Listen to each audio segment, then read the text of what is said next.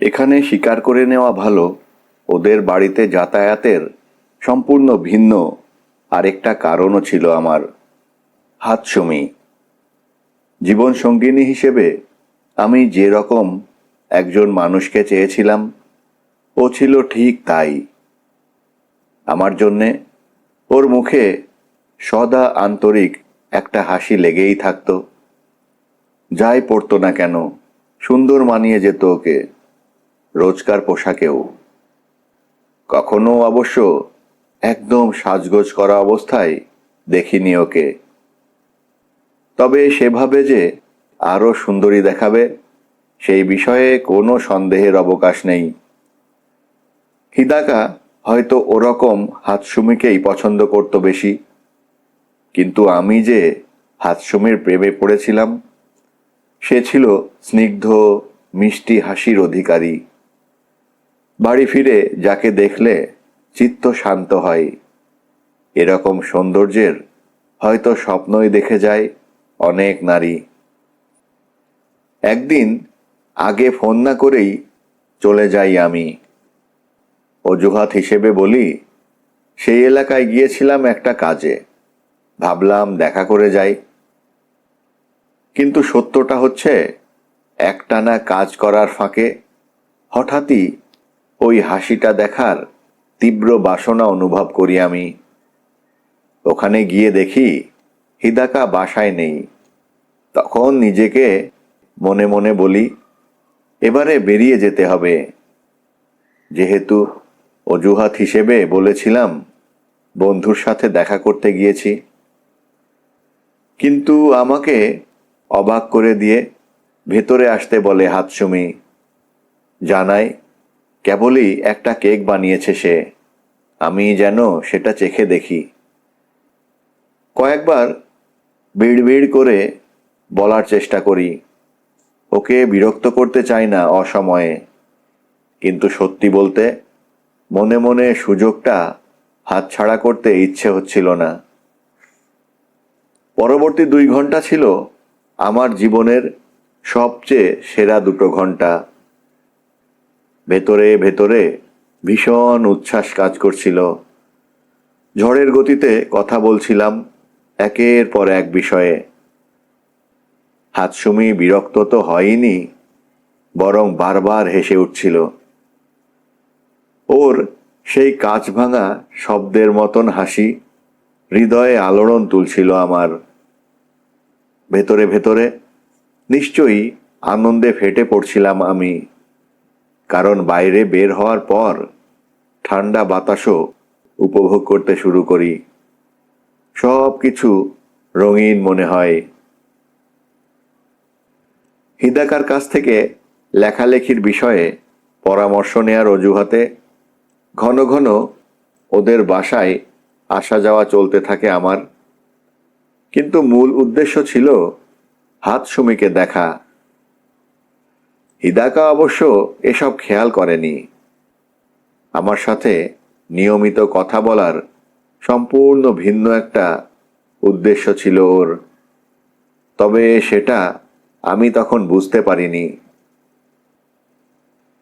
অবশেষে দ্বিতীয় উপন্যাসটা লেখা শেষ হয় আমার।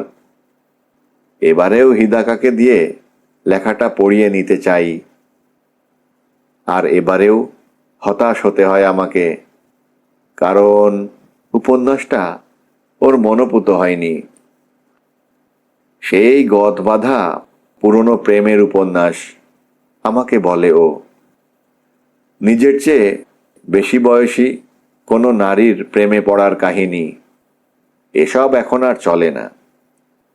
নতুন কোনো চমক আনতে হবে তোমাকে এই গল্পে। তাছাড়া নায়ক যার প্রেমে পড়েছে, তার চরিত্রটা ঠিক যাচ্ছে না গল্পের সাথে, ঠিক বাস্তবিক ঠেকছে না। তুমি তোমার ব্যক্তিগত অভিজ্ঞতা কাজে লাগিয়ে লিখছো না এটা জানি, কিন্তু লেখার মধ্যে আরেকটু বাস্তবতা আনতে হবে। কঠোর সমালোচনা বোধ হয় একেই বলে। ওর কথাগুলো শুনে একদম হতবাক হয়ে যাই আমি। বিশেষ করে গল্পের নায়িকাকে নিয়ে বলা কথাগুলো বুকে শেলের মতো বেঁধে, কারণ হাতসুমিই ছিল আমার অনুপ্রেরণা। হিদাকার কাছে জানতে চাই আমাকে দিয়ে আদৌ লেখালেখি হবে কি না। কিছুক্ষণ ভাবে হিদাকা, এরপর বলে, এত তাড়া কিসের তোমার শুনি? চাকরি তো আছেই একটা, ওটার পাশাপাশি শখ হিসেবে লেখালেখিটা চালিয়েই যাও। প্রথম বই প্রকাশের জন্যে তাড়াহুড়ো করো না। ওর কথা শুনে যে খুব ভরসা পেলাম তা নয়। দ্বিতীয় উপন্যাসটা নিয়ে অনেক আশা ছিল আমার। নিজের দক্ষতা নিয়ে সন্দেহ হতে শুরু করে। এমনকি হাতসুমির সান্ত্বনা বাক্যও আমার হতাশা কমাতে পারে না। পরপর বেশ কয়েকদিন রাতে ঘুমাতে পারি না, ফলে দ্রুত শরীর খারাপ হয়ে যায়। এক পর্যায়ে বুকে ঠান্ডা বসে শয্যাশায়ী হয়ে পড়ি। এরকম সময়গুলোতে একাকিত্ব বড্ড অসহ্য ঠেকত আমার। বিছানায় কম্বল মুড়ি দিয়ে কুণ্ডলি পাকিয়ে শুয়ে থাকা ছাড়া করার আর কিচ্ছু ছিল না। এরপরেই একদম অভাবনীয় ঘটনাটা ঘটে, যা ডিটেকটিভ কাগাকে ইতিমধ্যে বলেছি আমি। আমাকে দেখতে অ্যাপার্টমেন্টে আসে হাতসুমি। নখ শুনে দরজার পিপহোল দিয়ে বাইরে উঁকি মেরে দেখার পর মনে হয় ভুলভাল দেখছি বুঝি। ওর কাছে শুনলাম আপনি অসুস্থ, কাজেও যেতে পারছেন না, বলে হাতসুমি। আমি যে ওকে দেখে কতটা খুশি হয়েছি এটা প্রাথমিক অবস্থায় চোখে পড়ে না ওর। ভেতরে ঢুকেই সরাসরি রান্নাঘরে চলে যায়। রান্নার সব সরঞ্জাম সাথে করে নিয়ে এসেছে। আমার মনে হয় আমি যেন মেঘের উপরে ভাসছি, তবে এটা জ্বরের ঘোরে নয়। হাতসুমি আমার জন্যে যে সবজির স্যুপটা রান্না করে তার স্বাদ ছিল অনন্য। তবে আমি যে স্বাদটা খুব বেশি উপভোগ করতে পারছিলাম এমন নয়। জ্বরের কারণে মুখ থেকে স্বাদ চলে যায়, কিন্তু যা খাচ্ছি তা হাতসুমির রান্না করা। এই ভাবনাটাই যথেষ্ট ছিল আমার জন্যে। সেদিন রাতে নিজেকে পৃথিবীর সবচেয়ে সুখী মানুষ মনে হয় আমার। পুরো এক সপ্তাহ ছুটি নিই অফিস থেকে। শারীরিক দিক দিয়ে কখনোই সুস্বাস্থ্যের অধিকারী বলা যাবে না আমাকে। ঠান্ডা থেকে সেরে উঠতে প্রায়ই বেশ সময় লেগে যেত আমার, কিন্তু সেবারই এই শারীরিক অসুস্থতার জন্যে ভাগ্যবান মনে হয় নিজেকে। সেই সপ্তাহে 3 বার আমার বাসায় আসে ও। শেষ দিন ওর কাছে জানতে চাই আমার খেয়াল রাখার কথা হিদাকা ওকে বলেছিল কি না। আসলে ও কিছু জানে না এই ব্যাপারে। কেন? আসলে আপনি তো জানেনই, ও একটু, বলতে গিয়ে থেমে যায় হাতসুমি। আসলে ও বুঝতো না। আচ্ছা, ব্যাপার না। ওর মাথায় কি ঘুরছে সেটা জানতে ইচ্ছে হলেও এই ব্যাপারে আর কিচ্ছু বলি না। পুরোপুরি সুস্থ হয়ে ওঠার পর হাতসুমির জন্যে কৃতজ্ঞতা স্বরূপ কিছু একটা করতে ইচ্ছে করে আমার। উপহার দিলে সেটা নিয়ে প্রশ্ন তুলতে পারে অনেকে, তাই এক সন্ধ্যায় ডিনারের আমন্ত্রণ জানাই। প্রথম দিকে ইতস্তত বোধ করলেও শেষ পর্যন্ত রাজি হয় হাতসুমি। উপন্যাসের কিছু বিষয়ে রিসার্চের জন্যে কয়েকদিনের জন্যে বাইরে গিয়েছিল হিদাকা। আয়োজনটা সেই সময়ে হলে আমার কোনো সমস্যা হবে কি না জানতে চায় সে। সমস্যা তো ছিলই না, বরং আমার কাছে সেই সময়টাই একদম যথার্থ মনে হয়। রূপপঙ্গির একটা ট্র্যাডিশনাল জাপানিজ রেস্তোরাঁয় ডিনারে যাই আমরা। সেদিন রাতে আমার সাথে আমার অ্যাপার্টমেন্টে ফেরে ও। এর আগে বোধহয় আমাদের সম্পর্কের ব্যাপারে বলেছিলাম যে ওর প্রতি টান অনুভব করি আমি। এখন সেই বক্তব্যটা পাল্টে ফেলার সময় হয়েছে। আসলে একে অপরকে ভালোবাসতাম আমরা। একে কোনোভাবেই টান বা সাময়িক আবেগ হিসেবে আখ্যা দেয়া যায় না। প্রথম যেদিন ওর ওপরে চোখ পড়ে, সেদিন থেকেই জানতাম নিয়তি ওকেই পছন্দ করে রেখেছে আমার জন্যে। সেই রাতটা ছিল আমাদের ভালোবাসার সূচনা পর্ব। চোখের পলকে কেটে যায় মুহূর্তগুলো। শেষ দিকে হাতসুমি আমাকে বলে, হিদাকা তোমাকে দমিয়ে রাখার চেষ্টা করছে। ওর চোখে মুখে খেলা করছিল নিদারুণ এক বিষণ্ণতা, অথচ কিছুক্ষণ আগেও সেখানে ছিল উচ্ছ্বাস। মানে, ও চায় না তোমার কোনো লেখা প্রকাশিত হোক। এতে হতাশ হয়ে একসময় লেখালেখি থেকে মন উঠে যাবে তোমার। আমার উপন্যাসগুলো এতটাই বাজে? না, মোটেও না, বরং এর পুরো বিপরীত। ও হিংসে করে তোমাকে, কারণ তোমার লেখা ওর লেখার তুলনায় মানের দিক দিয়ে অনেক ভালো। অসম্ভব। আমার নিজেরও এ কথা শুরুতে বিশ্বাস হতে চায়নি, কিন্তু এছাড়া ওর এরকম আচরণের আর কোনো ব্যাখ্যা নেই। কিরকম আচরণ? তুমি যখন প্রথম উপন্যাসটার পাণ্ডুলিপি পাঠিয়েছিলে, সেটা পড়ার কোনো ইচ্ছেই ছিল না ওর। বলছিল এসব কাঁচা হাতের লেখা পড়া আর সময় নষ্ট করা একই কথা। উপর উপর দিয়ে একটু চোখ বুলিয়ে তোমাকে যা বলার বলে দেবে। কি বলছো এসব? হিদাকা আমার সাথে যে রকম ব্যবহার করেছে, তার সাথে হাতসুমির বর্ণনার কোনো মিলই খুঁজে পাচ্ছি না। ও কি আসলেও পড়েছিল লেখাটা? জিজ্ঞেস করলাম। সেটাই তো বলছি তোমাকে, একবার পড়তে শুরু করার পর আর ছেড়ে উঠতে পারেনি। সাধারণত বই খুব বেছে পড়ে হিদাকা, একটু একঘেয়ে লাগলেই ছুঁড়ে ফেলে দেয়। কিন্তু তোমার বইটা একদম বুভুক্ষের মতন পড়ে ও। সেটা নিশ্চয়ই এমনি এমনি না। লেখায় দম ছিল বলেই পড়েছে ওভাবে, ছাড়তেই পারছিল না। কিন্তু আমাকে তো বলছিল ছাপার যোগ্য না। সত্যটা বলেনি, কয়েকবার তো আমার সামনেই মিথ্যে বলেছিল।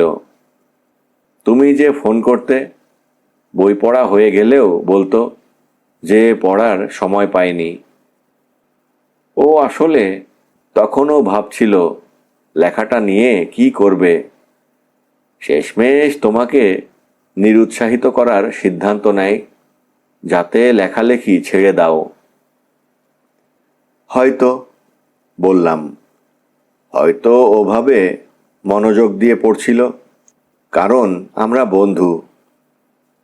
না, আমি তো ওকে চিনি, নিজেকে ছাড়া আর কাউকে নিয়ে ভাবে না ও। লম্বা সময় প্রেম করে বিয়ে করার পর কেউ যদি স্বামীকে নিয়ে এরকম কিছু বলে, সেটা অস্বাভাবিকই ঠেকবে। তবে এখন চিন্তা করলে মনে হয় হয়তো আমার কাছে সান্ত্বনা খুঁজছিল সে।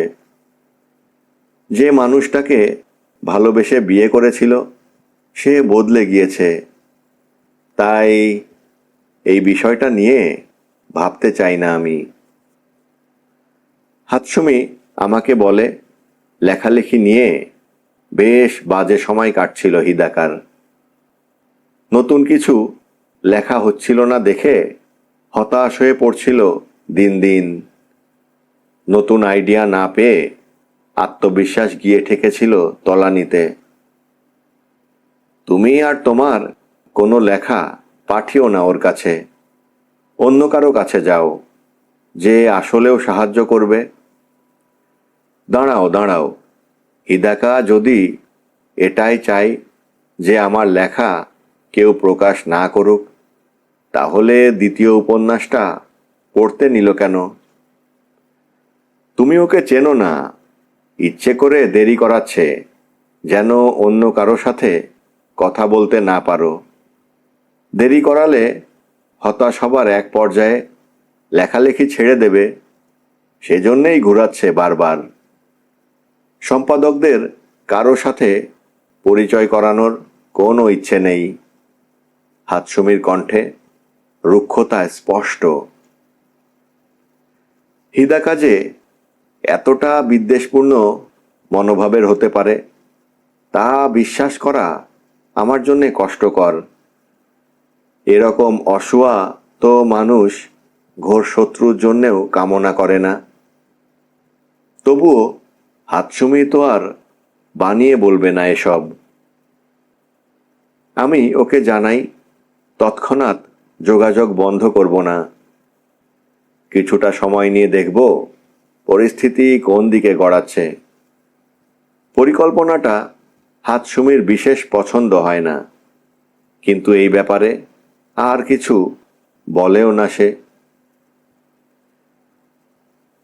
এরপর থেকে হিদাকাদের বাসায় আনাগোনা কমিয়ে দিই। এমন নয় যে হিদাকার উপর থেকে ভরসা উঠে গেছে, আসলে আমি নিজেকেই ভরসা করতে পারছিলাম না। কেবলই মনে হচ্ছিল ও হয়তো বুঝে যাবে আমার আর হাতসুমির সম্পর্কের ব্যাপারটা। হিদাকা বরাবরই সব কিছু মনোযোগ দিয়ে খেয়াল করে। একবার যদি টের পায় আমি হাতসুমির দিকে অন্য দৃষ্টিতে তাকাচ্ছি, তাহলেই সব শেষ। কিন্তু হাতসুমিকে না দেখে লম্বা সময় কাটানোও সম্ভব নয় আমার পক্ষে। জনসম্মুখে কোথাও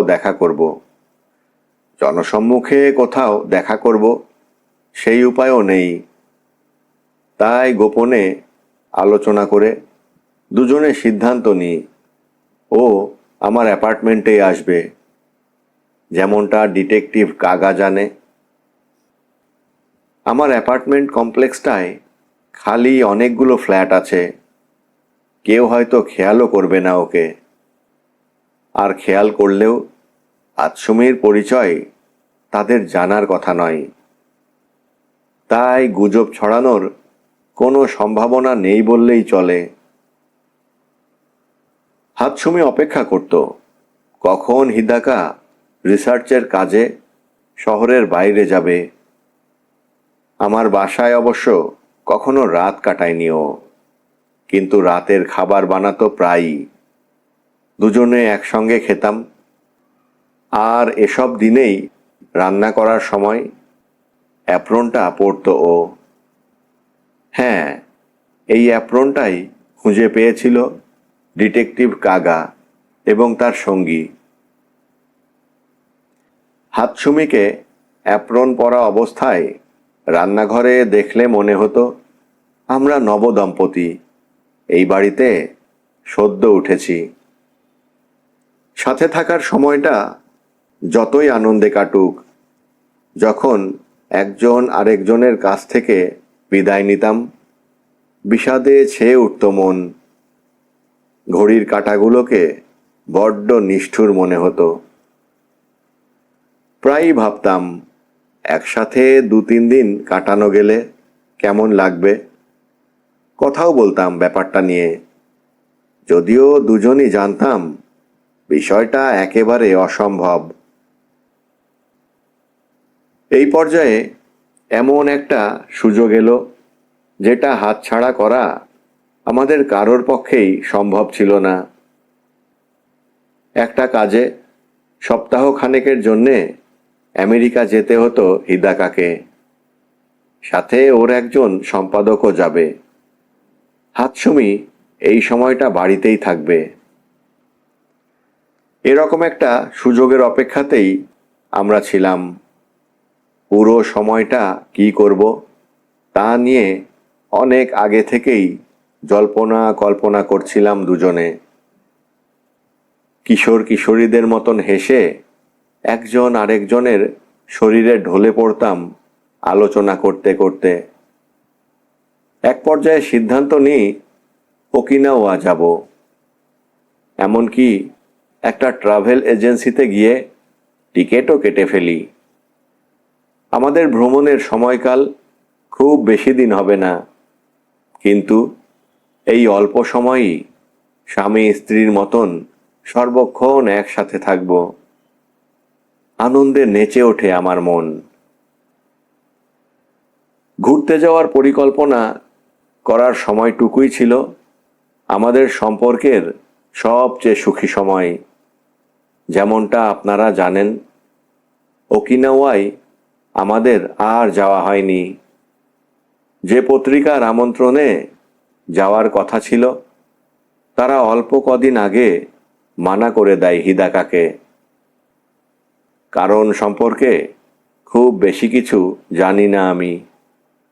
হিদাকা মুষড়ে পড়ে, কিন্তু তার চেয়েও বেশি কষ্ট পেয়েছিলাম আমরা দুজন।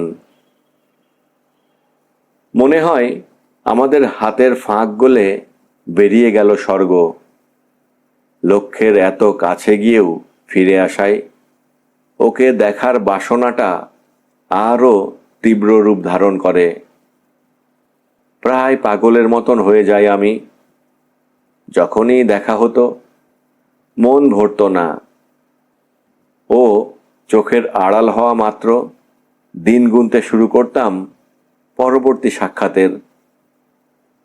একটা সময় হঠাৎ আমার বাসায় আসা কমিয়ে দেয় হাতসুমি।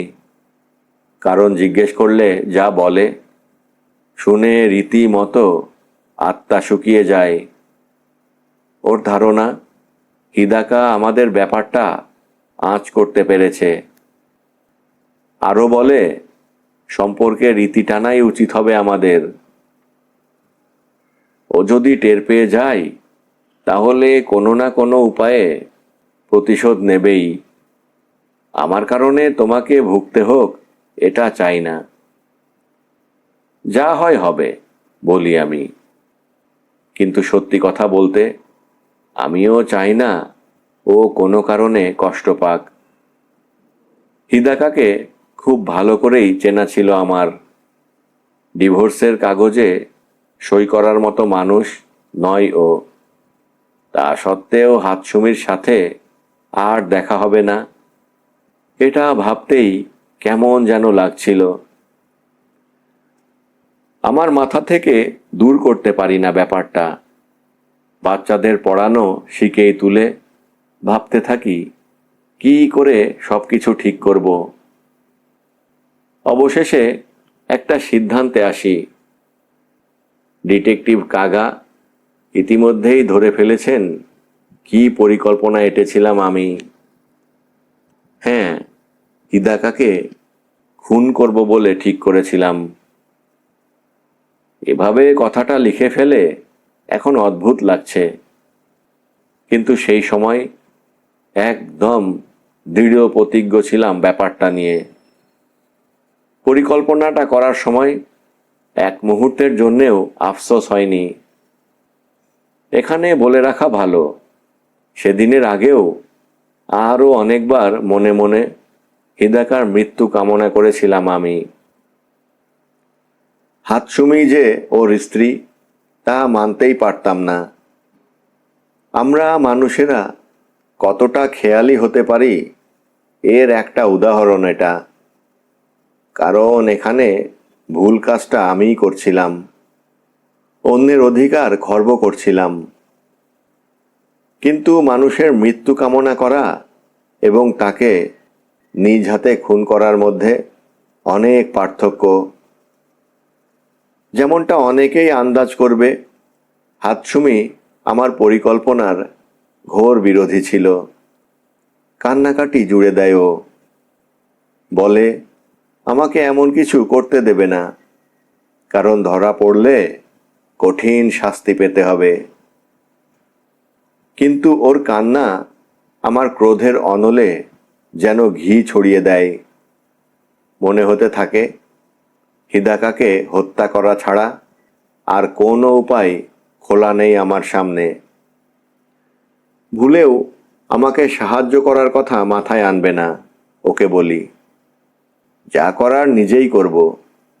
যদি ধরা পড়ে যাই, পুলিশ গ্রেপ্তার করে আমাকে, তোমার নাম মুখেও আনব না। আপনারা নিশ্চয়ই বুঝতে পারছেন, এই পর্যায়ে যৌক্তিকভাবে চিন্তা করার সব ক্ষমতা হারিয়ে ফেলি আমি। হাতসুমি হয়তো বুঝতে পারে আমার সংকল্প কতটা দৃঢ়, কিংবা ও নিজেও জানত এছাড়া আর কোনো উপায় নেই আমাদের এক হবার। তাই কিছুদিন পর আমাকে সাহায্য করার কথাও বলে। আমি চাইনি ও ঝুঁকি নিক, কিন্তু একটা বিষয় একদম পরিষ্কার করে দেয় ও, হয় কাজটা একসাথে করব আমরা, নয়তো করবই না। এরপর দুজনে মিলে কুনিহিকো হিদাকাকে হত্যার ছক সাজাই। কিন্তু এখন আমার মনে হয় না পরিকল্পনাটা খুব একটা ভালো কিছু ছিল। গোটা ব্যাপারটাকে ডাকাতির চেষ্টা হিসেবে সাজানোর পরিকল্পনা করি আমরা। দিন ঠিক হয় ডিসেম্বরের 13 তারিখ। সেদিন গভীর রাতে গোপনে হিদাকাদের বাগানে ঢুকে পড়ি আমি। ডিটেকটিভ কাগা ইতিমধ্যেই জানেন সেদিন কি ছিল আমার পরনে। একটা কালো প্যান্ট, কালো জ্যাকেট। যদি সেদিন কোনো মুখোশ পরতাম, তাহলে হয়তো আজকে আর এই স্বীকারোক্তিটা লেখা হতো না। কিন্তু সেই মুহূর্তে কথাটা মাথায় আসেনি। হিদাকার অফিস ঘরের লাইটটা নেভানো ছিল। ভয়ে ভয়ে জানালায় হাত দিয়ে পাল্লাটা একপাশে সরিয়ে দেই। সহজেই খুলে যায় ওটা। শ্বাস চেপে ঘরের ভেতরে ঢুকে পড়ি। দেখি সোফার এক কোণায় চিত হয়ে শুয়ে আছে হিদাকা। বুকটা ওঠানামা করছে নির্দিষ্ট ছন্দে। ঘুমাচ্ছিল ও। আমরা সেই দিনটা বেছে নেই, কারণ পরদিন একটা কাজ জমা দেওয়ার কথা ছিল হিদাকার। এরকম হলে সাধারণত অফিসেই রাত কাটাতো ও। কিন্তু মাথায় কাজের খড়গ নিয়েও কেন ঘুমোচ্ছিল ও, তা ব্যাখ্যা করা দরকার। আজসুমি ওর রাতের খাবারের সাথে ঘুমের ঔষধ মিশিয়ে দিয়েছিল। হিদাকা প্রায়ই ঘুমের ঔষধ খেত, বিধায় ময়না তদন্তের রিপোর্ট দেখেও তারও কিছু সন্দেহ হবে না। হিদাকাকে ওখানে শুয়ে থাকতে দেখে বুঝে যায় সব পরিকল্পনা মাফিকই এগোচ্ছে। কাজ করতে করতে এক পর্যায়ে ক্লান্ত হয়ে সোফায় গা এলিয়ে দিয়েছিল নিশ্চয়ই। এরপরেই ঘুমিয়ে গিয়েছে। হাতসুমি ভেতরে ঢুকে নিশ্চিত হয় ও আসলেই ঘুমাচ্ছে। এরপর বাতি নিভিয়ে বেরিয়ে যায়। তবে যাওয়ার আগে জানালাটা খুলে দিতে ভোলে না। বাকি দায়িত্ব আমার। কম্পমান হাতে জ্যাকেটের পকেট থেকে ছুরিটা বের করি আমি। এই ছুরিটাই হিদাকাদের অন্যান্য জিনিসের মাঝে খুঁজে পেয়েছেন ডিটেকটিভ কাগা। সত্যি বলতে আমি চেয়েছিলাম ওকে শ্বাসরোধ করে হত্যা করতে। ছুরিকাঘাত করছি এটা ভাবলেই যেন কেমন লাগতো। কিন্তু সেটাই বিশ্বাসযোগ্য দেখাবে তদন্তে। অস্ত্র ছাড়া নিশ্চয়ই কেউ ডাকাতি করতে ঢোকে না। প্রথমে আমি বুঝে উঠতে পারি না ওকে কোথায় আঘাত করব। পাশে দাঁড়িয়ে সিদ্ধান্ত নিই ওর বুকেই ছুরিটা চালিয়ে দেব। ছুরির বাটটা ভালো মতো ধরার জন্যে হাত থেকে গ্লাভস খুলে ফেলি। ভেবেছিলাম পরে মুছে ফেললেই হবে। এরপর ছুরিটা চেপে ধরে হাত দুটো মাথার উপরে নিয়ে আসি। ইচ্ছে ছিল ফলাটা একদম ওর বুকে গেঁথে দেব। ঠিক সেই মুহূর্তে অবিশ্বাস্য একটা ঘটনা ঘটে যায়। চোখ খোলে হিদাকা। জমে যায় আমি। হাত নামিয়ে আনতে পারি না। মুখে কথাও ফোটে না। কিন্তু হিদাকা খুব দ্রুত ওখান থেকে সরে যায়। কি ঘটছে তা বুঝে ওঠার আগেই টের পাই ও আমাকে মাটিতে ফেলে পিঠের ওপরে চেপে বসেছে। ছুরিটা আগেই হাত থেকে ছুটে গিয়েছে। হিদাকা বরাবরই আমার তুলনায় স্বাস্থ্যবান ছিল। হচ্ছেটা কি? আমাকে খুন করতে চাইছো কেন? চেঁচিয়ে বলে সে। জবাবে বলার মতো কিছু খুঁজে পাইনি আমি। এক পর্যায়ে হাতসুমিকে ডাকে হিদাকা। ফ্যাকাশে মুখে ভেতরে প্রবেশ করে ও। স্বামীর ডাক শুনেই নিশ্চয়ই বুঝতে পেরেছিল কি ঘটেছে। পুলিশে ফোন দাও, নির্দেশ দেয় আমার বন্ধু। কিন্তু হাতসুমি ওখানে ঠায় দাঁড়িয়ে থাকে। এভাবে সঙের মতন দাঁড়িয়ে আছো কেন? ফোন নিয়ে এসো। কিন্তু এটা তো নোনগুচি। সেটা তো আমিও জানি। ও আমাকে খুন করতে চাইছে। এই সত্যটা তো আর বদলাচ্ছে না। না কুনিহিকো, তুমি ভুল বুঝছো। নিজের জড়িত থাকার বিষয়টা বলতে উদ্যত হয় হাতসুমি। কিন্তু ওকে মাঝপথেই থামিয়ে দেয় হিদাকা। তোমার কি আমাকে গর্দভ মনে হয়? কিভাবে যেন আমাদের পরিকল্পনার কথা জেনে গিয়েছিল সে। আসলে সোফায় শুয়ে ঘুমানোর অভিনয় করছিল। আমি ছুরি চালাতে উদ্যত হলেই লাফ দিয়ে উঠে বসে। নোনগুচি, আমার মুখটা কার্পেটে ঠেস দিয়ে ধরে ও। বিনা অনুমতিতে কারো বাড়িতে ঢোকার আইন সম্পর্কে কিছু জানো? চাইলে আত্মরক্ষার্থে এখন যদি তোমাকে আমি হত্যাও করি, আমার কিন্তু তেমন শাস্তি হবে না। ওর শীতল কণ্ঠ শুনে কেঁপে উঠি আমি। যদিও আমার মনে হয় না আসলেও কাজটা করবে ও। কিন্তু সেটার বদলে কি করতে পারে তা ভাবতেই গলা শুকিয়ে যায়। তবে তোমার ভাগ্য ভালো, আজকে আমি ভালো মেজাজে আছি। তোমাকে হত্যা করে আমার কোনো লাভই হবে না। পুলিশে ধরিয়েই দেই বরং। বাঁকা দৃষ্টিতে হাতসুমির দিকে তাকিয়ে হেসে বলে হিদাকা। এরপর আবার আমার দিকে দৃষ্টি ফেরায়। কিন্তু তুমি জেলে পৌঁছলেও আমার কি লাভ হবে? ওর কথার মাথা মুন্ডু কিছুই বুঝতে পারি না। সেজন্যই ভয়টা আরও জেঁকে বসে মনের মধ্যে। টের পাই ওর হাতের বাঁধন হালকা হয়ে গেছে। কিছুক্ষণ পর আমার উপর থেকে উঠে যায়। হাতে কম্বল পেঁচিয়ে দূরে পড়ে থাকা ছুরিটা তুলে নেয় সে। চিন্তা নেই নোনগুচি, তোমাকে আমি যেতে দিচ্ছি। এই জানালা দিয়ে বেরিয়ে যেতে পারো তুমি। মুখ বিকৃত করে বলে। মনে হচ্ছে যেন তুমি ভূত দেখেছ।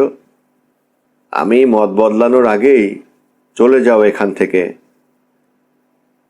কি পরিকল্পনা তোমার? কেঁপে ওঠে আমার কণ্ঠস্বর। সেটা নিয়ে তোমার চিন্তা না করলেও চলবে। বের হও তো। ছুরিটা দেখিয়ে বলে ও, এটা আমি প্রমাণ হিসেবে রেখে দিচ্ছি। ভাবলাম ছুরিটা প্রমাণ হিসেবে আদালতে দেখানো হবে কি না, এতে তো আমার ফিঙ্গারপ্রিন্ট আছে। যেন আমার চিন্তাটা পড়তে পারল সে। বলতে থাকলো, একটা জিনিস জেনে রাখো, এই ছুরিটাই একমাত্র প্রমাণ নয়, আমার হাতে আরেকটা প্রমাণ আছে। সেটা আদালতে দেখালে কোনোভাবেই নিজেকে নির্দোষ প্রমাণ করতে পারবে না। ভাবার চেষ্টা করলাম কিসের কথা বলছে ও, কিন্তু কিছুই আন্দাজ করতে পারিনি। হাতসুমির দিকে তাকালাম। কাগজের মতো সাদা দেখাচ্ছে ওর সুন্দর মুখটা, চোখের কোণ লাল। এরকম বিষাদ কারো চেহারায় কখনো দেখিনি আমি। ভবিষ্যতে কখনো দেখব সেই সম্ভাবনাও নেই। উঠে জানালা দিয়ে বেরিয়ে বিভ্রান্তি নিয়েই হাঁটতে থাকলাম। কয়েকবার ভাবলাম দৌড় দিয়ে একেবারে উধাও হয়ে যায়, কিন্তু সেটা করলাম না, কারণ হাতসুমির সাথে কি ঘটতে পারে সেটা নিয়ে চিন্তা হচ্ছিল। দিনগুলো ভয়ে ভয়ে কাটতে লাগলো আমার, কেননা হিদাকার প্রতিশোধ নেয়ার আশা ত্যাগ করার সম্ভাবনাই নেই। যদিও জানি না কি ধরনের প্রতিশোধের কথা ভেবে আমি আতঙ্কিত। হাতসুমি বা হিদাকার সাথে আর দেখা করতে যাইনি। আমাদের একমাত্র যোগাযোগের মাধ্যম ছিল ফোন কল। হাতসুমি কাজে বের হলে তখনই কথা হতো শুধু। ওই রাতের ব্যাপারে কোনো কথা বলেনি ও, আমাকে জানায় হাতসুমি। মনে হয়েছে যেন পুরো ব্যাপারটা ভুলে গিয়েছে, কিন্তু আমরা দুজনেই জানি ও ভোলেনি। অস্বস্তি বোধটা ধীরে ধীরে বাড়তে শুরু করে আমার। কয়েক মাস পর সব পরিষ্কার হয়। একটা বইয়ের দোকানে গিয়ে প্রথম টের পাই এর ব্যাপারে। আমি নিশ্চিত ডিটেকটিভ কাগাও এতক্ষণে বুঝে গিয়েছেন। হিদাকার জনপ্রিয় নিভে যাওয়া অনল বইটাতেই রয়েছে ব্যাপারটা। প্রথমে ওই উপন্যাসিকাটা আমিই ওকে দেখাই, এরপর সেটাকে বিস্তৃত করে নিজের মাস্টারপিসে রূপান্তরিত করেছে হিদাকা। আমি প্রথমে বিশ্বাস করতে পারিনি ব্যাপারটা। আমার জন্যে এটা দুঃস্বপ্ন। যে মানুষটা দীর্ঘদিন ধরে লেখক হওয়ার স্বপ্ন দেখেছে, তার জন্যে এর চেয়ে বড় আঘাত আর কি হতে পারে? হিদাকার পক্ষেই এরকম কঠিন ও নির্মম শাস্তি দেয়া সম্ভব। একজন লেখক হিসেবে হিদাকার লেখা তার নিজেরই একটা অংশ। বলা চলে লেখালেখির বিষয়টা তার কাছে সন্তানের মতো। পিতামাতা যেমন সন্তানকে ভালোবাসে, লেখকরাও নিজেদের সৃষ্টিকে একইভাবে ভালোবাসেন। নিভে যাওয়া অনল বইটা কুনিহিকো হিদাকার লেখা উপন্যাস হিসেবেই পরিচিতি পেয়ে যাবে, যদি না আমি কিছু ফাঁস করে দেই। কিন্তু হিদাকা ভালো মতোই জানে আমি এমনটা করব না। এটাই সত্যি, হৃদয়ে খুবই বাজেভাবে আঘাত পাওয়া সত্ত্বেও মুখ বন্ধ রাখব। জানি একটু আওয়াজও যদি করি, সে বলবে, মুখ বন্ধ রাখো, নয়তো জেলে যেতে হবে। হিদাকার কারচুপি ফাঁস করতে চাইলে আমাকে স্বীকার করে নিতে হবে ওর বাড়িতে ঢুকে ওকে খুন করার চেষ্টা চালিয়েছিলাম। পুলিশের কাছে নিজেকে সমর্পণ করার পর নিভে যাওয়া অনল উপন্যাসটি নিজের বলে ঘোষণা দেওয়ার কথা অনেকবার ভেবেছি আমি। একবার তো ফোন তুলে স্থানীয় পুলিশ স্টেশনে নম্বরে ডায়ালও শুরু করেছিলাম, কিন্তু শেষ পর্যন্ত আর পারিনি। খুনের চেষ্টা চালানোর দায়ে গ্রেফতার হওয়ার ব্যাপারটাকে ভয় পেয়েছি বারবার। তবে আসল ভয়টা ছিল হাতসুমিকে নিয়ে। ওর বিরুদ্ধেও অভিযোগ আনা হবে আমার সহায়তাকারী হিসেবে। যতই জোর দিয়ে বলি না কেন, আমি নিজে থেকেই কাজটা করেছি। পুলিশ নিশ্চিতভাবেই বুঝে নেবে আমার একজন সহায়তাকারীর প্রয়োজন ছিল, আর সেটা হাতসুমি ছাড়া আর কারোর পক্ষে হওয়া সম্ভব নয়। তাছাড়া হিদাকা হাতসুমিকে ছেড়ে কথা বলবে এমনটাও অকল্পনীয়। আমি দোষ স্বীকার করে নিলে কোনোভাবেই হাতসুমিকে নিরাপদ রাখতে পারতাম না। এজন্য আমার লেখাটা তার নামেই প্রকাশ করতে দিয়েছি। যদিও কষ্টে বুকটা ফেটে গিয়েছে, কিন্তু আমি চাইনি আমার জন্য হাতসুমিকে আর কোনো ঝামেলায় পড়তে হোক। নিশ্চিত এটা পড়তে গিয়ে নিজ মনেই হাসছেন ডিটেকটিভ কাগা। আমি একজন স্বঘোষিত খুনি, যে কিনা নিজেকে মহৎ দেখানোর চেষ্টা করছি। আমাকে সান্ত্বনা দেবার মতো ভাষা জানা ছিল না হাতসুমির। তবে হিদাকা বেরিয়ে গেলে আমাকে কল দিত ও। ওই ফোন কলগুলোতে বিরাজ করত অস্বস্তিকর নীরবতা। কখনোই ভাবিনি এতটা খারাপ কাজ করতে পারে ও। চুরি করবে তোমার লেখা? এটা তো বাদ দাও। এই ব্যাপারে আমাদের দুজনের কিছুই করার নেই, কিন্তু এটা ভাবলে আমার খুব খারাপ লাগে। তোমার কোনো দোষ নেই, আমি আসলে নির্বোধ। যেমন কর্ম করেছি তেমন ফলই ভোগ করছি। যে মেয়েটাকে ভালোবাসি তার সাথে এই ধরনের কথাবার্তা আমার অন্তরে কোনো আশা বা স্পৃহা জাগাতো না। অনুভব করতাম দিনে দিনে অতল গহ্বরে তলিয়ে যাচ্ছে আমার হৃদয়। ভাগ্যক্রমে বেশ সাদরেই নিভে যাওয়া অনল বইটাকে গ্রহণ করে পাঠক।